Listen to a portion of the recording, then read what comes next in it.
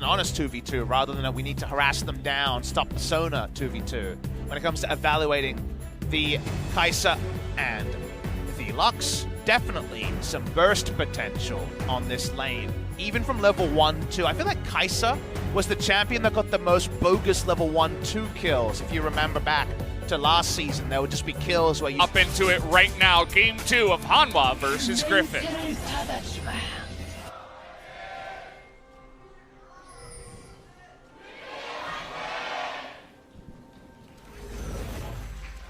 Big cheer as, yes, we are here in LCK 2019 summer. Where would you rather be, Valdez? Is Lava coming in, going to be going for the phase rush. Could have understood Aftershock in this matchup, depending on whether you want to play around the Rise or not, but we'll be going for the phase rush, probably the most common keystone we see, especially in the mid lane. Otherwise, no big surprise. I guess the top lane rune, the Electrocute on the Aatrox, a different look. We've seen mostly Conqueror. In the jungle, we see Aftershock, but Electrocute for those burst trades onto So1. Yeah, he wants to get on top and stay there and do the damage, so... Kalista Thresh want to get on top and stay there in the 2v2. So the way you usually do that is to rush straight to lane and try for even a level 1 all-in onto the Lux. You do not want to give a leash if you're going to pick Kalista Thresh, and they're not. They're not going to give a leash. They're going to go straight into lane. Probably going to reveal themselves pretty early. Thresh actually went to the second rush to try to get control maybe on the ranged minions. I'd love to actually, if I had Pro View, I'd go bot lane to see if he was prepping any minions, but no, Key is just taking over this brush. That's Key's brush, and he will just give that away. And they have no idea, the enemy, that there is a ward in this brush, because it was placed before they entered lane.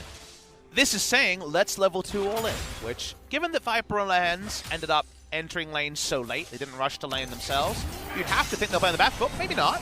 How about a level 1 play here, but the shield first from the side of Lehens. He kind of knows what to do in this one. I'm guessing he skilled that after the hook land. I'm guessing he didn't skill, because otherwise you're a champion that can't use their keystone, right? The level 2's actually hit, of all things, by Viper and Lehens, so...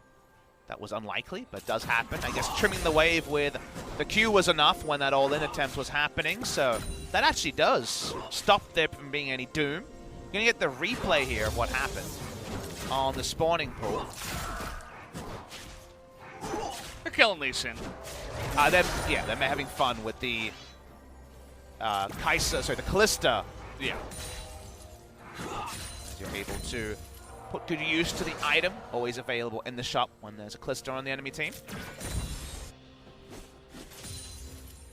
The binding plays in the late game can be so fun. Lee Sin with an extra gap closer.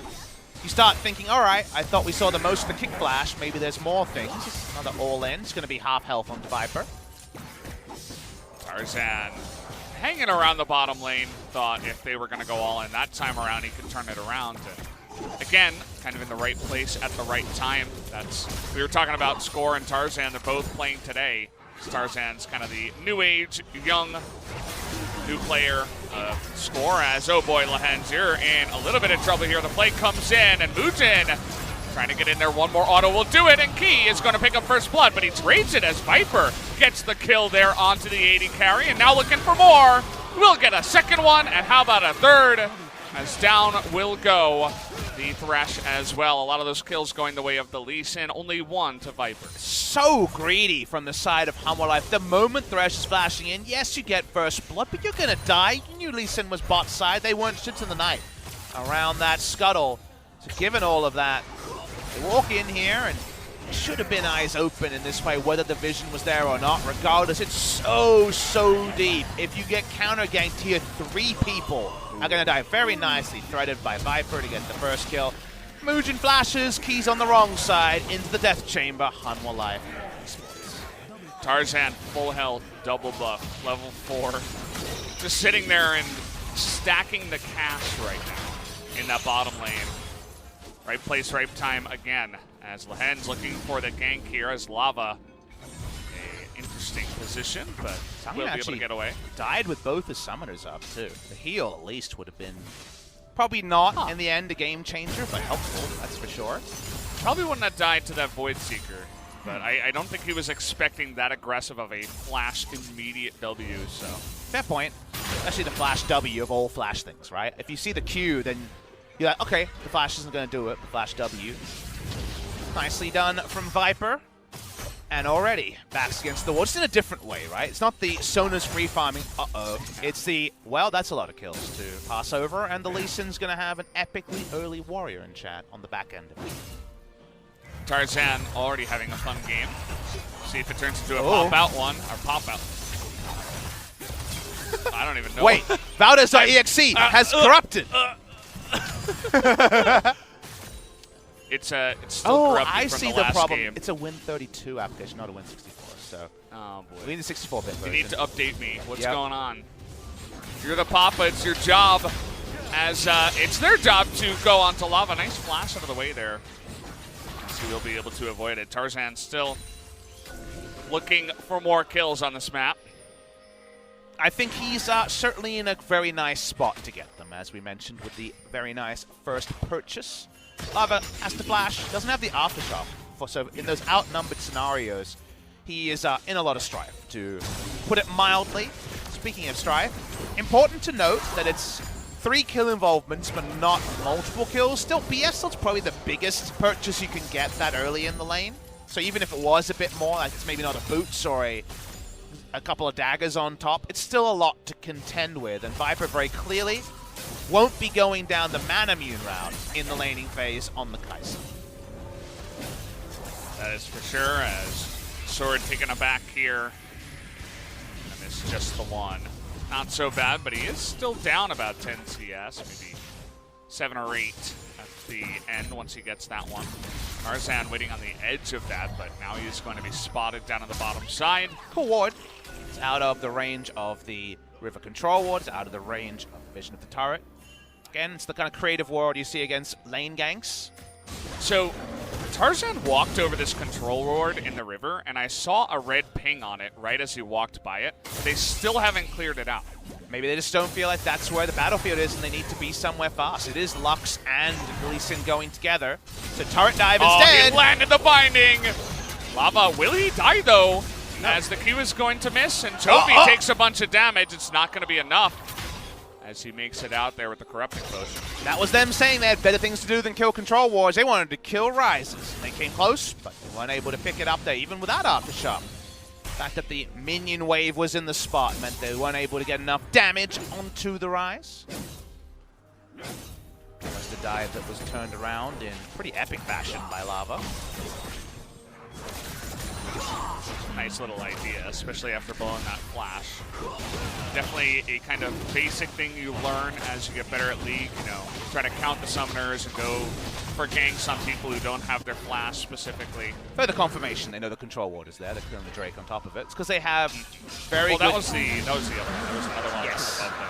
They have very good intel that Sejuani's top side, so it's all about the speed of the Drake rather than anything else. Aatrox actually left lane and might be picking up the red buff. Here's the replay. See the play here with the binding kick. See, Tarzan doesn't get to do damage, so it doesn't matter that he has all those extra spells. It's only the 2 AD ratio on the kick that actually is relevant there, so the warrior in chat doesn't actually get fully flexed on the Rise, and Rise lives to tell the tale. It was a scary tale indeed, as 3 members came mid to try to gank him after he lost that flash. But he is just fine, as Sohan wants to get in there and take an aggressive trade, but the timing perhaps is not the best. As Sword is thinking about it. Nice flash here to get away from that Lee Sin Q. Sword suspiciously posturing forward when there is no revive anymore on the Aatrox without a kill. Kind of gave the early spoilers to Sohan that the leapfrog for Tarzan is all he was going for. Flash had to be used to get away from the Q.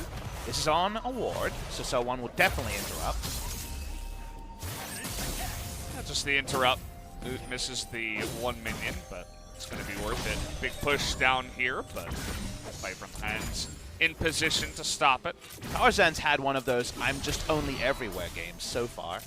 Ever since the scuttle into counter gank bot side, he has made the action happen, but from Hanwha Life's perspective, not to the tipping point of the gold lead or that mid lane dive coming off. Only 500 gold odd between the two teams. Now it's Key's turn to go for the roam as he is very close to the mid lane. They were looking for either Tarzan or Toby.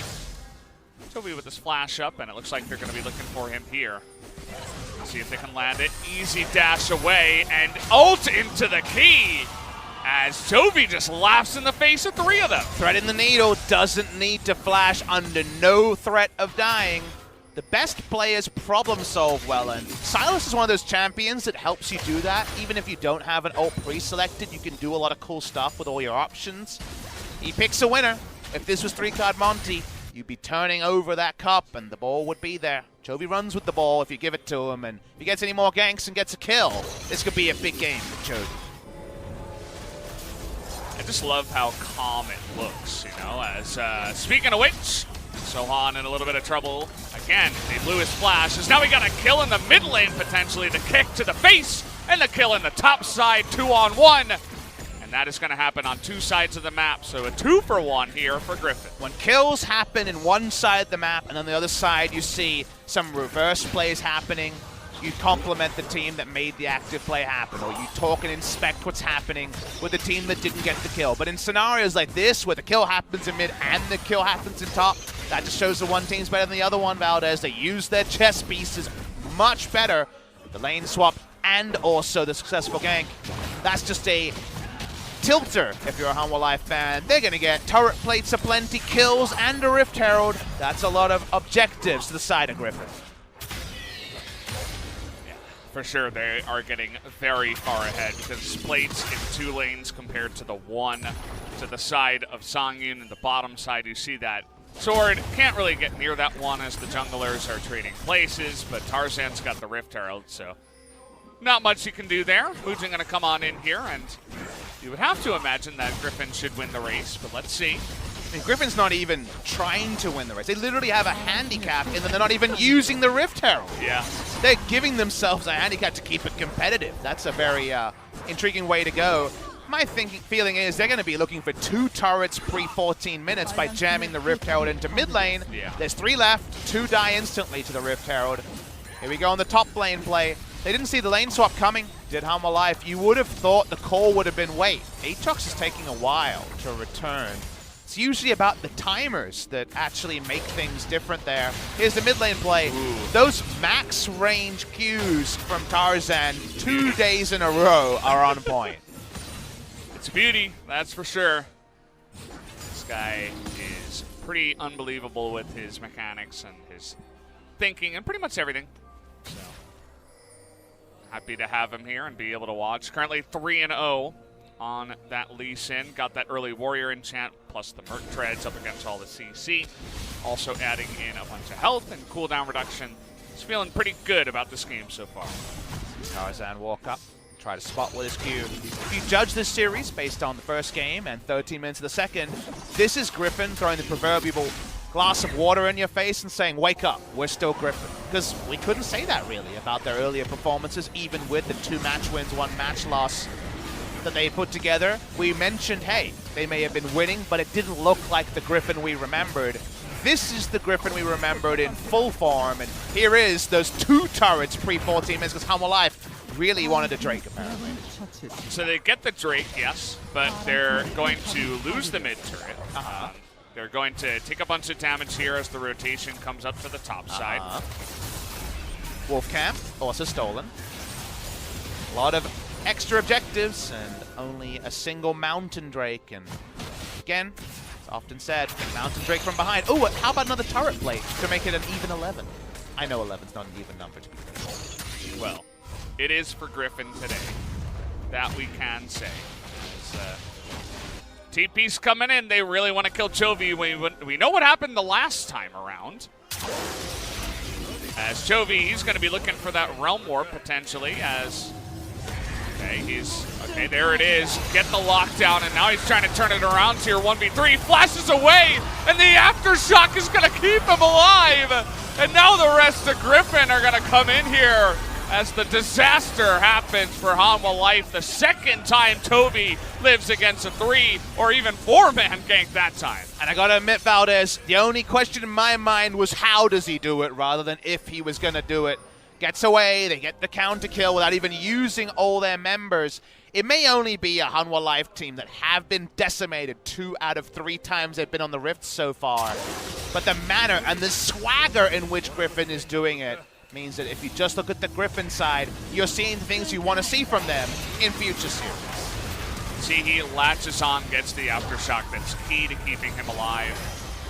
No pun intended here as Key goes down. The sacrifice from the side of Hanwha Life as they quickly turns tail.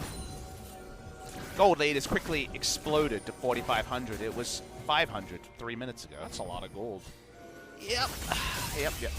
I mean, this is lost in translation, but it's literally 6 kills with 40 more gold and 6 kills. Yeah.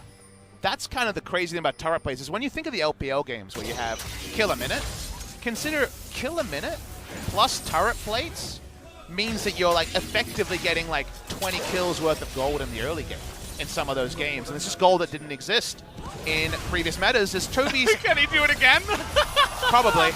I love that dodge, and he turns into Jace here. Is it going to help him? He's caught, baby. There you go. They finally catch that pesky fly that was flying around the room for way too long. But Chovy had a bit of a last laugh, a second to last laugh with the Proto Belt. Nice little work there, but Hanwha Life, they were angry, you could tell, but they finally got it.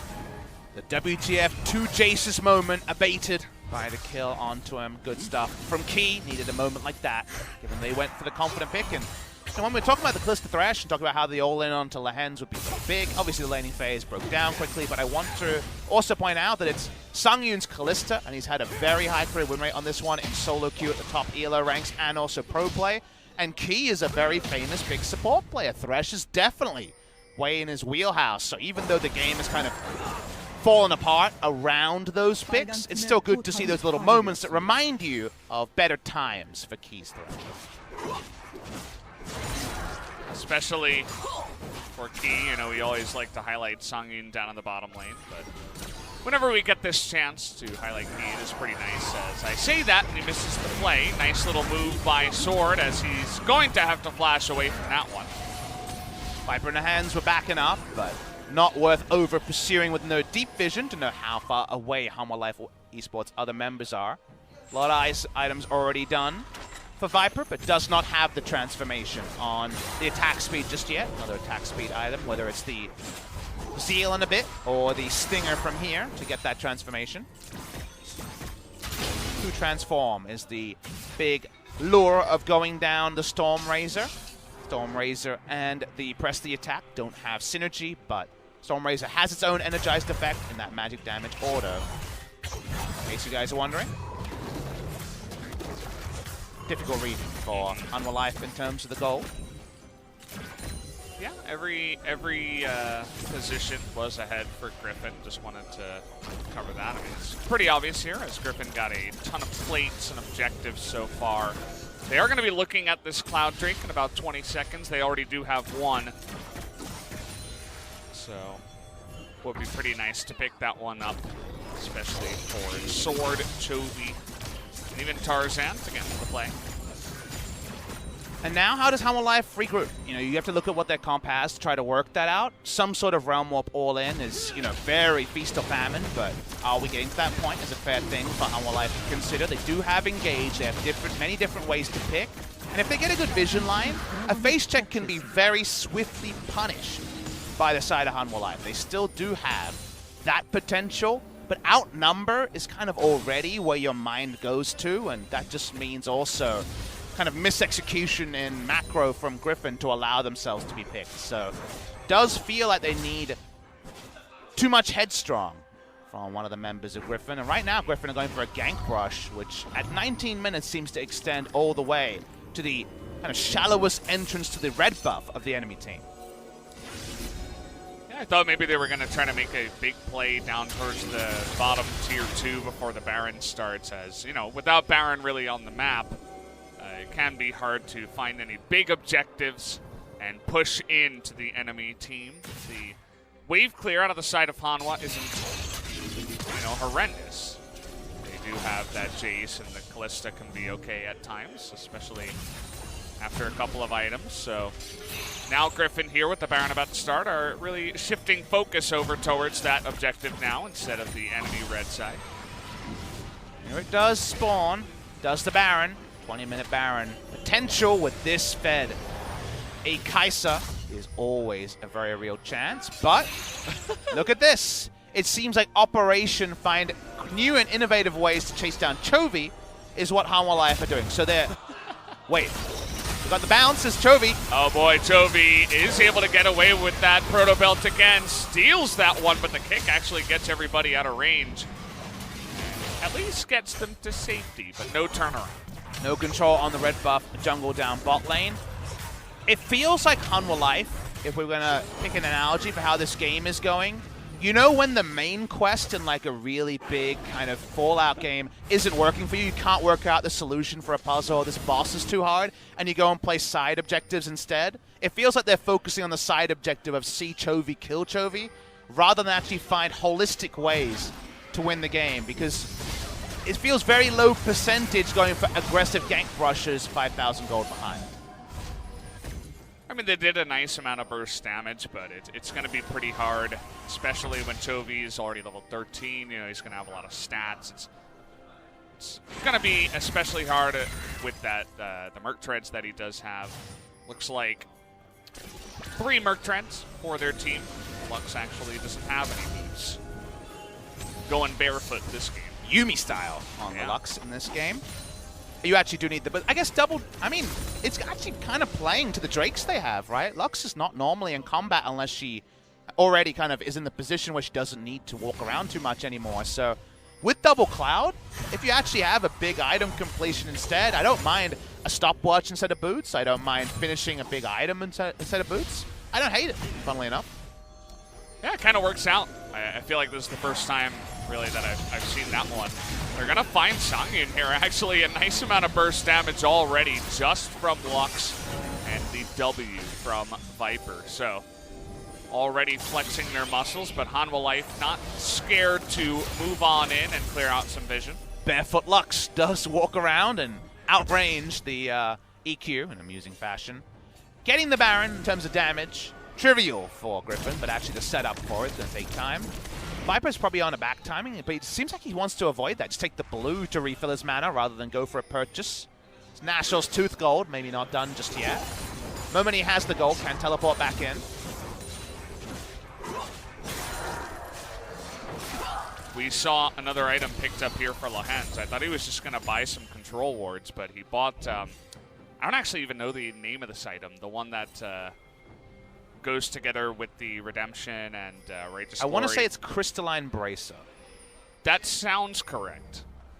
I think it's Crystalline something. I think that's what it is. It's that health item as Ooh, engaged. nice read here by Mujin, but they're looking to turn it around as Tarzan just going to kick them way back. They're pincering. TP comes in and they're trying to go for the Wombo combo as they get Lava and Mujin in the frontier, and now Viper just jumping into the back line. And there is nothing that Hanwha Life can do as the triple kill is secured for Viper. Brutal Savage racked by the Griffin aggression in this particular one. They clean them up. It's easy for them with all the items they have. And speaking of cleaning them up, how about a Purple Worm to complement the 10 kills, the couple of Drakes, and the turrets for Griffin? Game number 1 looks so easy with the Fed Sona, but this time around it's just the Fed Griffin playing a more standard composition, but doing it the Griffin way.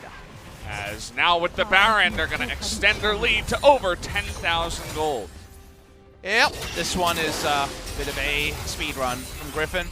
They had a lot of issues to work out. They lost the sandbox. They were at danger of having their worst first round of a regular season. And then the shout out to Red Eye with a play like this. It was brutal in just how early you could see it coming.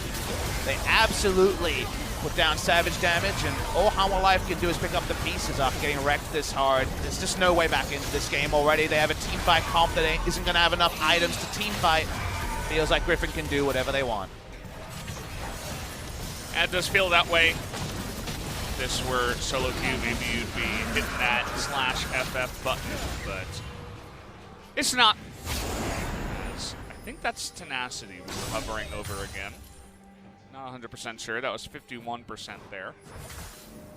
think Griffin are well past 51% there in this best of 3.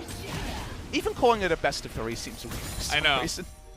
Given the tone of this series, at least the Soda's not a risk. We have some series that are back and forth, you know, reverse sweeps, or even series that are one-sided, but sometimes the tone is also silly at the same time, which just makes it into this whole new thing that makes it feel like a best of 2.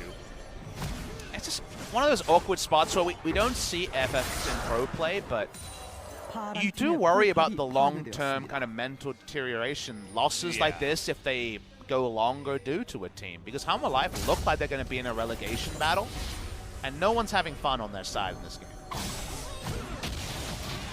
Yeah, definitely feels bad man for them so far. We'll see if they can turn it around here. It is only match number 4, I believe. Yep. For them, so I was going to say 3, which is why I hesitated, but still a lot of teams to play in the first round and potential for them to try to turn this one around. But we're kind of talking about stuff like this because game number 2 kind of seems over from this point. Trophy gets to be Jace, so he gets to have some fun. Which Jace is superior? The one with 2 more items? Yes, that one. But it built AP. AP Jace, WTF. How about the one that's up 2 levels as well? Yeah, there's a few things to point to. And to go on record and say, I believe Griffin might be better than Hanwha Life Esports. Yeah, I mean, the little bit of a stumble up against Sandbox is hard because, well, Mujin, he's having a hard time. He landed that one the last time around. Let's see how Zoan can do in the back line as another nice finding here from Lehens. And they're going to kill Zoan. They're going to kill everybody as it was one last stand here from Hanwha Life. They do at least get the 1 kill on Viper, who was a big-time carry, as now Griffin will push in for the win. Well, they killed Viper, which they couldn't do in game number 1, so that part's good. He does not end the series 16-0. It's 16-1 for Viper. Griffin run it down, keep pushing, and Hanwha Life Esports, it may only be 27 minutes of the death time. It's too long. Stop this one. We'll see what they can do the next time around, but Griffin is going to have to go home with this one. As they stumbled against Sandbox, but they came out here tonight to make a statement as the Silas is going to save Lehens' life here. Plus